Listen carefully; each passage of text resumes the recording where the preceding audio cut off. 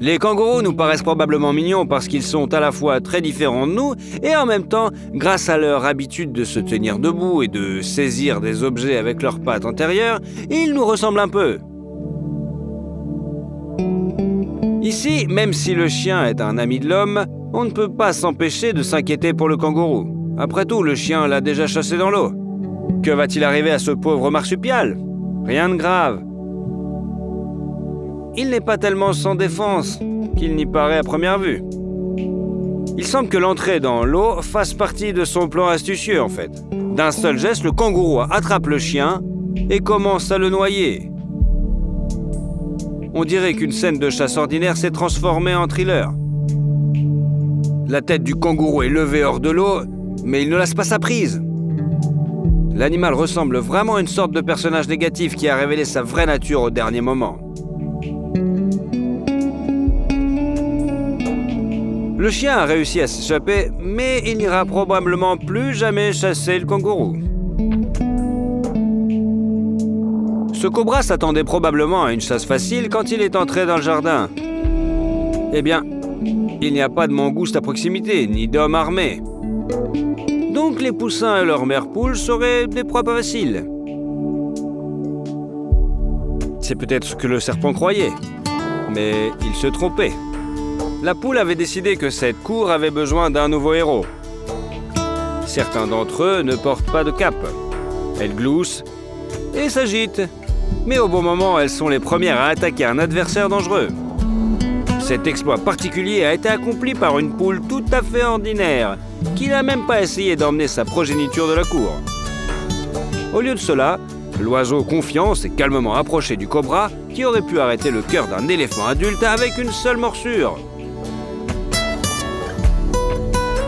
Le serpent est déjà choqué par cette insolence. Mais ce n'est qu'un début. Maintenant, la poule va donner au reptile une telle raclée que le cobra oubliera à jamais comment se rendre dans le jardin. L'oiseau ne peut pas résister au venin du serpent, encore faudrait-il réussir à le mordre. La poule est étonnamment agile et ne laisse aucune chance au cobra de lui infliger une morsure mortifère. Le lion et le tigre sont tous les deux une sorte de panthère. Bien que leur structure crânienne et squelettique soient presque identiques, les tigres sont nettement plus grands, d'environ 10 à 15%. C'est comme la différence entre les boxeurs de différentes catégories de poids. Lorsque ces tigres ont décidé que les territoires de l'enclos leur appartenaient sans partage, ils ont été confrontés à une surprise désagréable. Il n'y a qu'un seul lion et 2 tigres. Mais le puissant roi des animaux s'en fiche. Les fauves rayés peuvent être incroyablement forts, mais l'aptitude au combat et le courage se sont avérés être l'atout du lion. Il est vrai qu'à l'état sauvage, les mêmes lions et tigres ne peuvent former de couple. Leur habitat se chevauchait autrefois sur une zone assez vaste en Inde. Aujourd'hui, il n'existe qu'une seule réserve où leurs itinéraires peuvent théoriquement se croiser. Il s'agit du parc national de Gir. Il n'y aura pas d'affection particulière entre eux en raison de leur mode de vie différent et de la concurrence pour la nourriture. Mais comme les tigres préfèrent les broussailles et les lions les plaines, ils ne doivent s'affronter que dans des cas exceptionnels. Par conséquent, ce sont généralement les grands félins vivants en captivité qui se battent. Ici, ils ne se disputent pas la nourriture et partagent un espace plutôt restreint. Les tigres ont une énorme force de frappe et peuvent briser la colonne vertébrale d'un cheval. Bien que la crinière donne aux lions une apparence plus imposante, si on ne compare que la masse musculaire, ils sont inférieurs aux tigres. Pourtant, le prédateur rayé est obligé de se rendre et de marcher à reculons. Il n'aurait pas dû attaquer le lion. C'était une grande erreur de se frotter à un tel adversaire. Quel est le secret de la victoire du roi des animaux? L'habilité au combat? Un lion frappe plus précisément, sa crinière agit comme une armure naturelle et il est plus stable. Un tigre essaie de dominer, il se dresse sur ses pattes arrière et attaque de haut. Tout autre adversaire s'enfuirait en panique.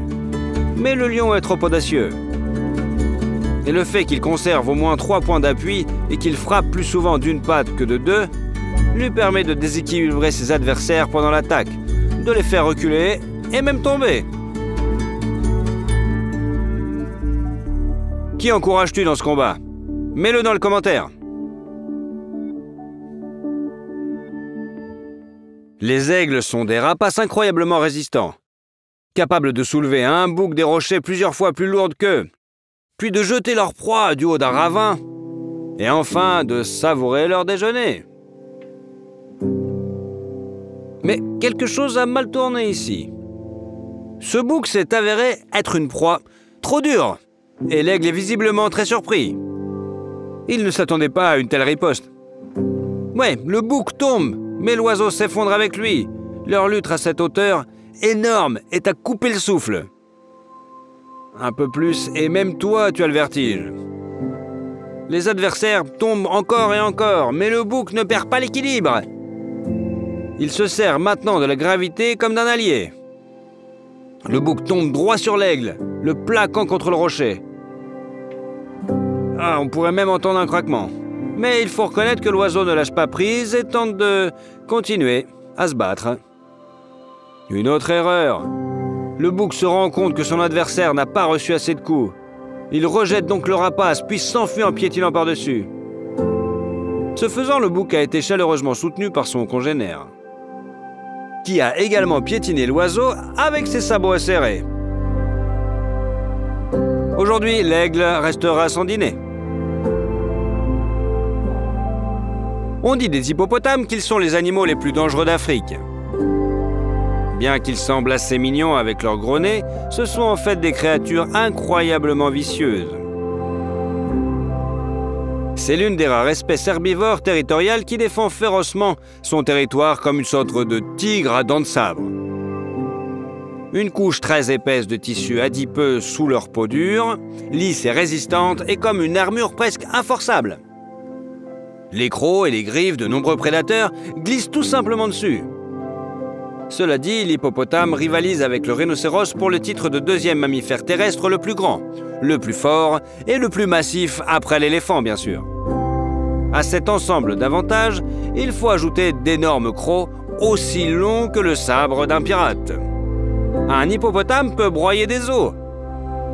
En somme, comme tu peux le constater, ces animaux ont bien la confiance en soi. Les hippopotames n'ont pas seulement peur de personne,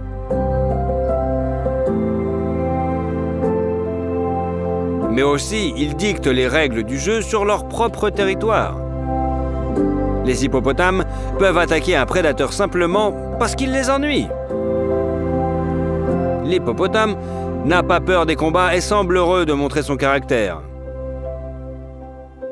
L'hippopotame se bat de manière très brutale. Il bouscule, tente de piétiner, mais avant tout il mord, écrase avec ses mâchoires et perce avec ses crocs. Il existe de très nombreux cas d'attaque, même sur des bateaux à moteur. L'hippopotame écrase facilement la coque en bois d'un petit bateau. Il peut aussi attaquer inopénément un herbivore, qui n'est certainement pas une menace pour lui. En général, ce mastard se comporte comme un vrai dur à cuire.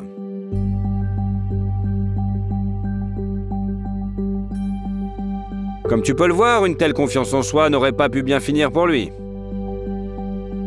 Normalement, un hippopotame n'a pas peur des lions et n'essaie pas de s'échapper. Au lieu de cela, le géant est le premier qui attaque. Eh bien, il faut admettre que le début du combat s'est vraiment déroulé selon les règles de l'hippopotame. Regarde la force monstrueuse avec laquelle il a serré la tête de la lionne dans ses mâchoires. On dirait qu'il aurait pu l'avaler tout entière. Mais la force des lions ne réside pas vraiment dans l'énorme puissance de leurs frappes ou des mâchoires. D'ailleurs, leur puissance de morsure n'est pas si grande. Le jaguar mord mieux. Non, la force des lions réside dans leur comportement de groupe. 3 lionnes ne peuvent pas faire face à un hippopotame. Eh bien, 7 grands félins feront l'affaire. 7 lionnes ne peuvent pas non plus finir le travail. Pas de problème, un lion mâle vient à leur secours. Il existe un stéréotype selon lequel les lions mâles ne chassent pas. Ce n'est pas vrai. Ils ne se tiennent tout simplement pas en embuscade, car leur crinière les trahit immédiatement dans n'importe quel environnement. Mais si les lionnes ont encerclé une proie trop forte, le mâle viendra certainement à la rescousse. Grâce à un effort concerté, un hippopotame géant et féroce autrefois faisant trembler les habitants de tous les marais environnants est devenu un petit déjeuner copieux pour toute une troupe.